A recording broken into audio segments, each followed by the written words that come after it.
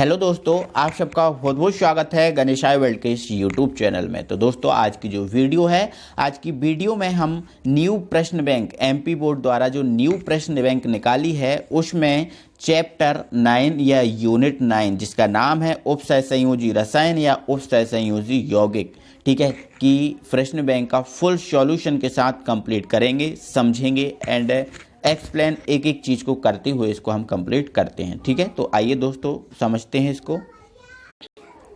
तो दोस्तों, सबसे पहले मैं आपको बता देता हूँ, यूनिट 9 की बात करें, चैप्टर 9 की बात करें, अध्याय 9 की बात करें तो इस यूनिट में से आपसे केवल और केवल 3 नंबर का पूछा जाना है और 3 नंबर में से एक आएगा आपका ऑब्जेक्ट, एक ऑब्जेक्ट और एक आएगा 2 नंबर का क्वेश्चन। ठीक है, तो 2 नंबर का क्वेश्चन और एक ऑब्जेक्ट के लिए इस यूनिट को हमें कंप्लीट करना है। ठीक है, तो सबसे पहले हम ऑब्जेक्ट पे बात कर लेते हैं और ऑब्जेक्ट में हमारा पहला ऑब्जेक्ट है।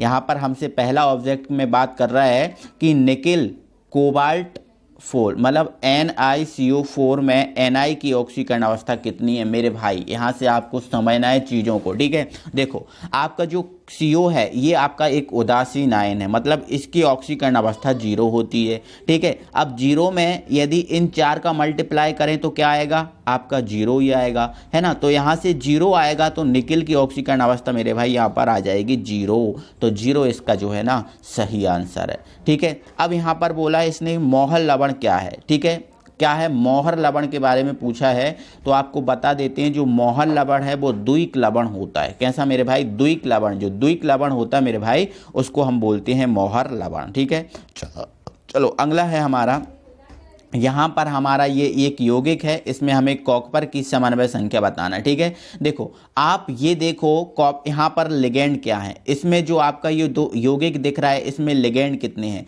जितने लिगेंड होंगे मेरे भाई, लिगेंड की संख्या को ही हम बोलते हैं समन्वय संख्या। ठीक है, तो आप देख रहे हो यहाँ पर NH3 की संख्या कितनी दिख रही है, NH3 की संख्या दिख रही है आपको 4। कितनी दिख रही है, 4। तो ये जो संख्या है वही आपकी समन्वय संख्या होगी। तो आंसर आपका कितना जा रहा है, 4 जा रहा है यहाँ पर। ठीक है, चलो अगले क्वेश्चन पे बात कर लो। ठीक है, यहाँ पर दिया है, ठीक है, यहाँ पर NiCO का होल 4 में MC बंद होता है। ठीक है, यहाँ पर ये पूछा गया है कि इसमें जो MC बंद है, ठीक है, MC बंद है वो क्या होता है। तो 4th का आपका जो है ना MC बंद होता है वो क्या होता है, आपका सिग्मा पाई बंद होता है। ठीक है, MC बंद एक तो बहाना है, इस पाई सिग्मा एवं पाई दोनों जो बंद होते हैं इस सिग्मा पाई बंद को ही हम बोलते हैं MC बंद। तो यहाँ पर सही आंसर क्या हो जाएगा, MC बंद हो जाएगा। ठीक है, चलो अगला है, यहाँ पर आयन का रंग पीला होता है, इसकी AN संख्या, मतलब इसमें आपको इसकी EN संख्या दिखाना है। ठीक है, तो बता देता हूँ मेरे भाई, जो EN नंबर है, क्या है आपका EN नंबर, इसका फॉर्मूला होता है Z-X+2Y होता है। ठीक है, Z-X+2Y होता है। ठीक है, तो यहाँ पर Z क्या है, Z है आपका ये जो आपका केंद्रीय धातु परमाणु है, इसकी क्या है, परमाणु क्रमांक है, इसका परमाणु क्रमांक है। तो मेरे भाई यहाँ कोबाल्ट है, इस कोबाल्ट का परमाणु क्रमांक जो है ना वो कितना होता है, आपको ये पता होना चाहिए पहले। ठीक है, तो कोबाल्ट का परमाणु क्रमांक आप पता करो। ठीक है, तो कोबाल्ट का परमाणु क्रमांक होता है मेरे भाई 27। ठीक है, यहाँ पर इसकी ऑक्सीकरण अवस्था निकालेंगे तो ये तो 0 आएगा, बट ये 3 आएगी तो ऑक्सीकरण अवस्था इसकी जाएगी 3+, लेकिन -x है तो -3। ठीक है, +2। अब बाय कितना है, तो बाय कितना है 6 हो, बाय क्या है समन्वय संख्या, तो समन्वय संख्या कितनी है इसकी 6, तो यहाँ पर कर देंगे 6। तो इनको सब जोड़ तोड़ के यदि हम सॉल्व करें, ठीक है, तो यहाँ पर आपका आ जाता है 36। ठीक है, 36 इसका सही आंसर हो जाएगा। ठीक है, चलो नेक्स्ट है संकुल यौगिक में लिगेंड। संकुल यौगिक होता है, संकुल यौगिक में जो लिगेंड होते हैं वो क्या होते हैं, ठीक है, वो इलेक्ट्रॉन युग्म दान करते हैं। जो संकुल होता है उसमें लिगेंड क्या करते हैं, इलेक्ट्रॉन युग्म का क्या करते हैं, दान करते हैं। ठीक है, चलो अगले क्वेश्चन पे बात करो, निम्न में से कौन सा लिगेंड कीलेट बनाता है मेरे भाई। कीलेट, यहाँ पर कीलेट बनाना है आपको, कीलेट। अब कीलेट क्या होता है, तो कीलेट मेरे भाई एक बहुदंतुर, एक चक्रीय लिगेंड होता है, एक चक्रीय लिगेंड होता है। इस टाइप का एक खतरनाक टाइप का एक यौगिक होता है, इस टाइप का खतरनाक टाइप का एक चक्रीय यौगिक होता है।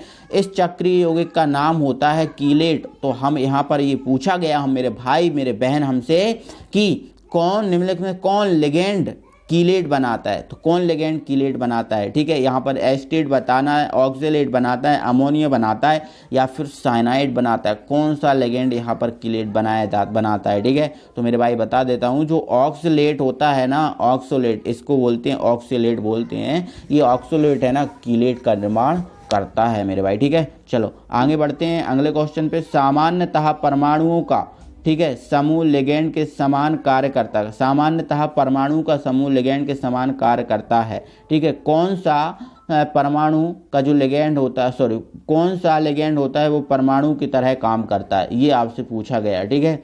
तो यहाँ पर बे या तो उदासीन अणु हो या ऋणावेशित, मतलब या तो उदासीन अणु है ना या ऋणावेशित अणु जो होते हैं ना वो लिगेंड की तरह कार्य करते हैं, ठीक है। उदासीन और ऋणावेशित इसका जो है ना मेरे भाई सही आंसर हो जाएगा, सही आंसर हो जाएगा। चलो, उप सहसंयोजी यौगिक में किसी धातु की उप सहसंयोजी संख्या, जो उप सहसंयोजी यौगिक होते हैं है ना, उप सहसंयोजी यौगिक में किसी धातु की उप सहसंयोजी संख्या क्या होती है आपको ये दिखाना है, ठीक है। उप सहसंयोजी संख्या क्या प्राथमिक होती है, द्वितीय होती है। तो आपको बता देता हूँ मेरे भाई, जो उप सहसंयोजी संख्या होती है वो द्वितीय ऑक्सीकरण अवस्था होती है, द्वितीय संयोजकता होती है। वट अगर हम बात करें ऑक्सीकरण अवस्था की, तो ऑक्सीकरण अवस्था प्राथमिक संयोजकता होती है, ठीक है। तो जो आपका धातु की जो प्राथमिक ऑक्सीकरण अवस्था होती है वो प्राथमिक संयोजकता होती है, लेकिन आपकी जो समन्वय संख्या होती है या उपसय संयोजी संख्या होती है ये द्वितीय संयोजकता होती है। तो यहाँ से द्वितीय संयोजकता जो है ना हमारा सही आंसर हो जाएगा मेरे भाई, ठीक है। चलो अगले हम 10वें क्वेश्चन पे बात कर लेते हैं। सॉरी मेरे भाई, निम्न में से कौन सा यौगिक उप सहसंयोजी यौगिक नहीं है। कौन सा यौगिक जो है ना वो उप सहसंयोजी यौगिक नहीं है, ठीक है। यहाँ पर बोला है पोटेशियम फेरोसाइनाइड, ठीक है। यहाँ पर बोला है ferrous ammonium sulphate, ammonium ferricyanide, tetraammine copper sulphate. तो इनमें से मेरे भाई ये आपका उपसय संयोजी है, ये भी उपसय संयोजी, ये भी उपसय संयोजी, ठीक है। बट आपका जो फेरस अमोनियम सल्फेट है मेरे भाई ये उपसय संयोजी यौगिक नहीं है। क्लियर हुआ। चलो आगे बढ़ते हैं। चलो अब हम रिक्त स्थानों पे बात करेंगे और रिक्त स्थान में हमारा पहला है बे यौगिक, जिनमें खाली स्थान कार्बनिक समूह के कार्बन से जुड़ा रहता है और कार्बधात्विक यौगिक कहलाता है, ठीक है। तो यहाँ पर बे यौगिक जिनमें धातु परमाणु, क्या बोला, धातु परमाणु, यहाँ पर धातु परमाणु भराएगा। धातु परमाणु कार्बनिक समूह के कार्बन से जुड़ा होता है। धातु परमाणु इसमें है ना, उन्हें हम बोलते हैं कार्बधात्विक यौगिक मेरे भाई, ठीक है। खाली स्थान सभी हरे पौधे में पाए जाने वाला संकुल यौगिक है, ठीक है। तो आपका जो क्लोरोफिल होता है ना, सभी हरे पौधों में क्या पाया जाता है, क्लोरोफिल पाया जाता है, ठीक है। तो यहाँ पर जो क्लोरोफिल है ना वो सही आंसर हो जाएगा, ठीक है। विटामिन B12, यहाँ पर बोला है विटामिन B12 में कौन सा संकुल यौगिक होता है, तो यहाँ पर होता है कोबाल्ट। क्या होता है, कोबाल्ट। विटामिन B12 में क्या होता है, कोबाल्ट, ठीक है। ईडीटी क्या है, ईडीटी क्या है, षड्दंतुर लिगेंड। ये तो आपको बताने की जरूरत नहीं थी मेरे भाई, ये तो आपको खुद पता था। आप समझदार हो ना, आप होशियार हो, तो आप विटामिन B12 में कोबाल्ट, षड्दंतुर क्या है, ईडीटी है। ईडीटी क्या है, षड्दंतुर, ठीक है। चलो आगे बढ़ते हैं। इलेक्ट्रॉन युग्मदाता, यहाँ पर इलेक्ट्रॉन युग्मदाता की बात कर रहे हैं कि इलेक्ट्रॉन युग्मदाता कौन, इलेक्ट्रॉन युग्मदाता कौन होता है, लिगेंड, ठीक है। तो यहाँ पर लिगेंड सही आंसर हो जाएगा। इलेक्ट्रॉन युग्मदाता लिगेंड होता है, तो लिगेंड आप भर दीजिए इसमें, ठीक है। नेक्स्ट है लिगेंड तथा धातु आयन के मध्य, आपका छठवा है लिगेंड तथा धातु आयन के मध्य। लिगेंड जो होता है और धातु आयन होता है, इनके मध्य बंध जो होता है वो कौन सा होता है, उपसहसंयोजी बंध, उपसहसंयोजी बंध होता है मेरे भाई, ठीक है। प्रस्फुटरोधी कार्बधात्विक, जो आपका प्रस्फुटरोधी के रूप में यूज करते हैं उसको क्या बोलते हैं, तो इसको बोलते हैं हम टेट्रा एथिल लेड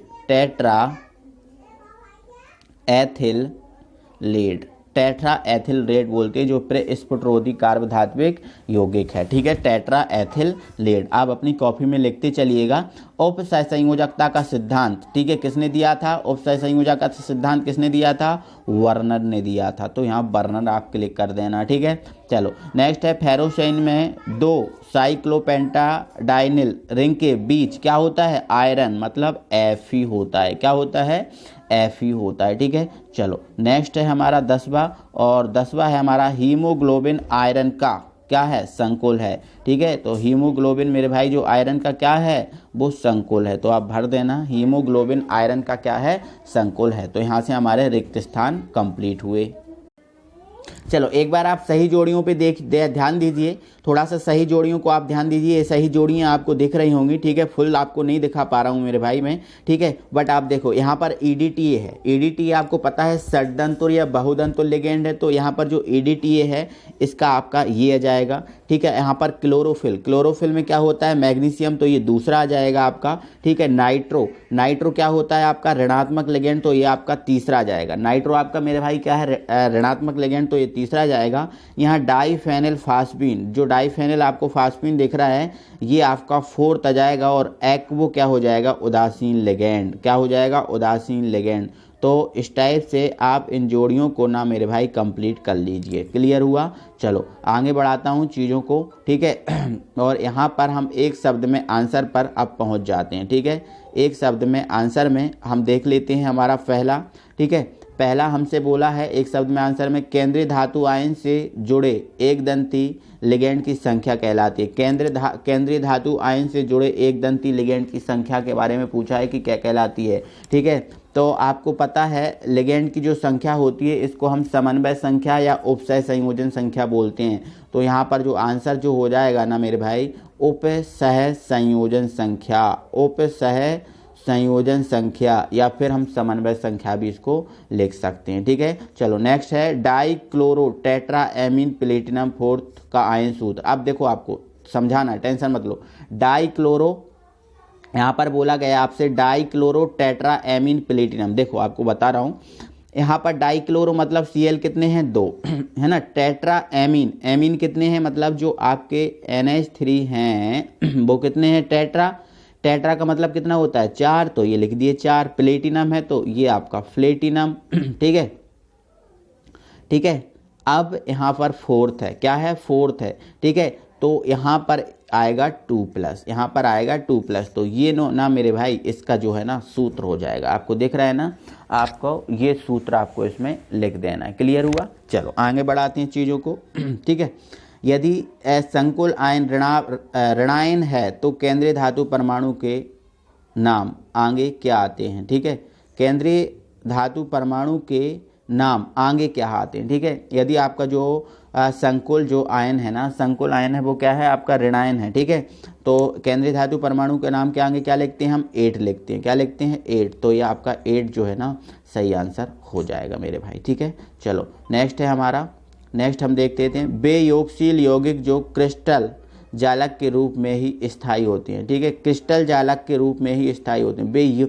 हमें उन यौगिक के बारे में बताना है जो क्रिस्टल जालक के रूप में ही स्थायी होते हैं, क्रिस्टल जालक के रूप में ही रहते हैं, किंतु जलीय विलयन में अपने यौगिक में टूट जाते हैं। ठीक है, जलीय विलयन में अपने आयनों में क्या करते हैं, टूट जाते हैं। ठीक है, हमें उनको बताना है। तो मेरे भाई द्विक लवण ही ऐसे होते हैं, द्विक लवण ही ऐसे होते हैं जो ठोस अवस्था में तो स्थायी होते हैं, लेकिन जल में मिलाओ तो उनका आयनन हो जाता है। जैसे आपको फिटकरी की बात करें, ये फिटकरी ठोस अवस्था में कितने दिन तक भी रखा रहने दो सेम रखी रहेगी, बट जैसे ही उसको जल में मिलाओगे तो वो अपने आयनों में विभक्त हो जाएगी, टूट जाएगी। तो द्विक लवण इसका जो है ना सही आंसर हो जाएगा। ठीक है, 5वें पे हम बात कर लेते हैं। बेआण्विक यौगिक जो बेआण्विक या योगशील यौगिक जिनका अस्तित्व जलीय विलयन या विलायक के विलयन में विद्यमान रहता है कहलाते हैं। ठीक है, तो ऐसे आयन कहलाते हैं हमारे संकुल। मतलब संकुल ना तो ठोस अवस्था में भी स्थायी होती है और जलीय विलयन की अवस्था, दोनों अवस्था में कैसे होते हैं, स्थायी होते हैं। ठीक है, लिगेंड में वह विशिष्ट परमाणु जो वस्तुतः इलेक्ट्रॉन युग्म देता है, जो क्या करता है, इलेक्ट्रॉन युग्म क्या करता है, दान करता है, इलेक्ट्रॉन युग्म देता है, क्या कहलाता है, दाता परमाणु। ठीक है, तो यहाँ दाता परमाणु जो है ना सही आंसर कर लीजिए, दाता परमाणु। ठीक है, धातु या धातु आयन के साथ संयोजन का जब कोई बहुदंतुल लिगेंड चक्रीय संरचना वाला अणु बना देता है, कौन सा, चक्रीय संरचना वाला अणु बना लेता है, तो वो क्या कहलाता है, तो वो कहलाता है आपका कीलेट। तो यहाँ पर आपको कीलेट सही कर देना है, कीलेट भर देना है मेरे भाई। ठीक है, चलो आगे बात कर लेते हैं 8वें पर। ठीक है, हमें यहाँ पर 10 कंप्लीट करने, ठीक है। तो 8वें पे बात कर लेते हैं, और 8वां हमारा केंद्रीय धातु आयन तथा उसे जुड़े हुए लिगैंड को एक बड़े कोष्ठक के अंदर रखते हैं, इसे क्या कहते हैं मेरे भाई? बड़े कोष्ठक को क्या कहते हैं?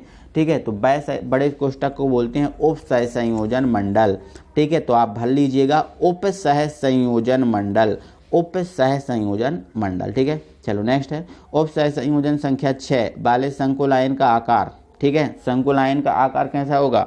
ठीक है, तो इसका आकार होगा अष्टफलकीय, ठीक है। अष्टफलकीय भर लीजिएगा आप, क्या भर लीजिएगा? अष्टफलकीय, ठीक है। चलो नेक्स्ट है बर्नर की प्राथमिक संयोजकता से निर्मित बंध आयनिक बंध, ठीक है। प्राथमिक संयोजकता से जो निर्मित बंध होता है मेरे भाई वो कौन सा होता है? आयनिक बंध होता है, ठीक है। तो आप इसमें 10वें में भर लीजिएगा आयनिक बंध, ठीक है। तो आयनिक हमारा सही आंसर हो जाएगा। चलो अब हम डायरेक्ट क्वेश्चंस पे पहुंच जाते हैं, और हमारे क्वेश्चंस में हमें 2 नंबर का क्वेश्चन इस यूनिट में से हमसे पूछा जाना है। तो 2 नंबर के क्वेश्चंस में पहला क्वेश्चन है निम्नलिखित है जो उपसय संयोजी योग है इनके IUPAC नाम। तो आप इसका IUPAC नाम देख सकते हो, पोटेशियम हेक्सासाइनोफेरेटाइड, ठीक है। इसका आप नाम देख सकते हो पोटेशियम टेट्रा क्लोरोफैलेडेट सेकेंड, ठीक है। तो आप लिख लीजिएगा, कंप्लीट कर लीजिएगा। नेक्स्ट हमारा क्वेश्चन नंबर जो 2 है, इसमें हमसे पूछा गया है कुछ नाम दिए हैं उनके सूत्र बनाना है, जैसे उपसय संयोजक के सूत्र लिखना है अपन को, ठीक है। जैसे पोटेशियम टेट्रा साइनिडो निकलेट सेकेंड, ठीक है। तो आप देख लीजिए इस टाइप से बनेगा, है ना। Tetra amine di aqua cobalt third chloride, देख लीजिए आप इस टाइप से बनेगा। तो एक एक चीज़ को आप करते जाइएगा कंप्लीट, ठीक है ना। जितना मैं समझाऊंगा तो उसमें समय ही लगेगा, ठीक है। चलो तो इसके बाद आप क्वेश्चन नंबर को आप देख सकते हो यहाँ पर, ठीक है। इसका आंसर आप देख रहे हो, यहाँ से आप आंसर आप स्क्रीनशॉट लेके आप इसको कंप्लीट कर लेना, ठीक है। चीज़ों को समझना, और चीज़ों को समझने के बाद इसको आप, क्योंकि ये सब चीज़ें मैंने आपको बता दी हैं, ठीक है। आपको टेलीग्राम चैनल पे मिल जाएंगी कहीं ना कहीं, ठीक है। चलो प्ले लिस्ट में आप जाना यूनिट 9 की, तो आपको सब चीज़ें मिल जाएंगी, ठीक है। चलो 4th क्वेश्चन आप देख लें और स्क्रीनशॉट ले लें इसका, ठीक है। नेक्स्ट 5th क्वेश्चन पे हम देख लेंगे लिगैंड क्या है, उदाहरण सहित समझाना है। तो आपको क्या करना है, पहले लिगैंड की परिभाषा को लिखना है और फिर उदाहरण सहित इस चीज़ को क्या करना है, समझाना है। तो आप देख लीजिए, इसको कंप्लीट करिएगा। चलो क्वेश्चन नंबर 6 पे बात कर लो मेरे भाई। क्वेश्चन नंबर 6 पे बात कर लेंगे तो जो आपका NiCl4 2- अनुचुम्बकीय है, जबकि ये जो है ना प्रतिचुम्बकीय है, क्यों? ठीक है, चलो इसकी अगर बात करें कि ये जो है ना ये अनुचुम्बकीय है, क्यों? ठीक है, क्योंकि इसमें ना मेरे भाई Cl दुर्बल क्षेत्र लिगैंड है, ठीक है, इसलिए इलेक्ट्रॉन युग्मन नहीं होता। मतलब ये दुर्बल क्षेत्र लिगैंड है तो इलेक्ट्रॉन को ग्रहण नहीं करता, इलेक्ट्रॉन को ग्रहण नहीं कर पाता, इसलिए इलेक्ट्रॉन का युग्मन ये चीज़ है ना जो आपकी नहीं कर पाती, ये जो चीज़ है इलेक्ट्रॉन का युग्मन नहीं कर पाती है, अतः है अनुचुम्बकीय। इसी प्रकार अगर इसकी बात करें तो ये आपका CO जो है ना प्रबल क्षेत्र लिगैंड, और प्रबल क्षेत्र लिगैंड के कारण ये इलेक्ट्रॉन का युग्मन कर सकता है, कोई दिक्कत नहीं होती, इलेक्ट्रॉन को खींच लेता है और बना लेता है ना, और इसलिए मेरे भाई जो है ना प्रतिचुम्बकीय है। ठीक है, समझ गए। चलो अगले क्वेश्चन पे बात कर लो। क्वेश्चन नंबर 7 को आप देख लो, है ना। धनायन जो धनायनिक, ऋणायनिक और उदासीन संकर कौन कौन से विभाजित कीजिए। ठीक है, मतलब इनमें धनायन को, ऋणायन को और उदासीन को विभाजित करना है। तो ये धनायन वाला आपका ये है और एक ये है, और ये ऋणायन वाले 2 हैं और ये 2 उदासीन वाले हैं। आप इनको देखें और इनको समझें। ठीक है, चलो नेक्स्ट है आपको प्रभावी परमाणु संख्या। बहुत इजी आपको समझाना था, कोई दिक्कत नहीं है, आप समझाइए, इसका एग्जाम्पल देख लीजिए। ठीक है, कोई दिक्कत नहीं, आप इसको कंप्लीट कर सकते हैं मेरे भाई। ठीक है, चलो क्वेश्चन नंबर 9 पे हम बात कर लेंगे। क्वेश्चन नंबर 9 है हमारा एम्बीडेंटेड लिगैंड तथा कीलेट से क्या तात्पर्य। ठीक है, एम्बीडेंटेड लिगैंड और कीलेट को आपको समझाना है। ठीक है, तो एम्बीडेंटेड लिगैंड की आप बात करें तो ये है, ये आपका एग्जाम्पल मिल जाएगा आपको। थोड़ा सा छोटा कर देता हूँ, पूरा दिखा देता हूँ। आप देखो एम्बीडेंटेड लिगैंड, ठीक है, चलो समझो एक बार, है ना। संकुलों जिसमें एक दंती लिगैंड एक से अधिक परमाणु के केंद्रीय धातु आयन को इलेक्ट्रॉन प्रदान कर उससे उपसय संयोजी बंध बना, मतलब यदि केंद्रीय धातु परमाणु एक से ज़्यादा लिगैंड को जो है ना इलेक्ट्रॉन दान करता है तो उसे हम बोलते हैं एम्बीडेंट लिगैंड, और ये एम्बीडेंट लिगैंड का एग्जाम्पल आप देख लीजिए। ठीक है, चलो इसके बाद हम कीलेट को अगर दिखा दें तो ये कीलेट की परिभाषा, और ये देखो आप देख रहे हो ना, कीलेट एक बहुदंतुल लिगैंड है, सॉरी एक चक्रीय यौगिक है। ठीक है, तो आप देख लो यहाँ पर। ठीक है, द्विक लवण किसे कहते हैं, इनके 3 उदाहरण एवं सूत्र लिखना है। ठीक है, तो देखो आप बहुत इजी आपको दिखाया गया है। ठीक है, ये आपको वहूदंतुल लिगेंड है और इसके ये 3 एग्जाम्पल हैं, आप इसको कंप्लीट कर लीजिए मेरे भाई। ठीक है, आपको मैंने फुल सॉल्यूशन प्रोवाइड करा दिया और इसको अच्छे से डीपली समझना चाहते हैं तो हमारे चैनल की प्लेलिस्ट में जाइए, यूनिट 9 निकालिए और यूनिट 9 में आप इन चीज़ों को सभी को समझ लीजिए अच्छे से, बोर्ड वीडियो के साथ अच्छे से इनको क्लियर कराया गया मेरे भाई। ठीक है, चलो मिलते हैं तो फिर अगली वीडियो में। Thank you very much.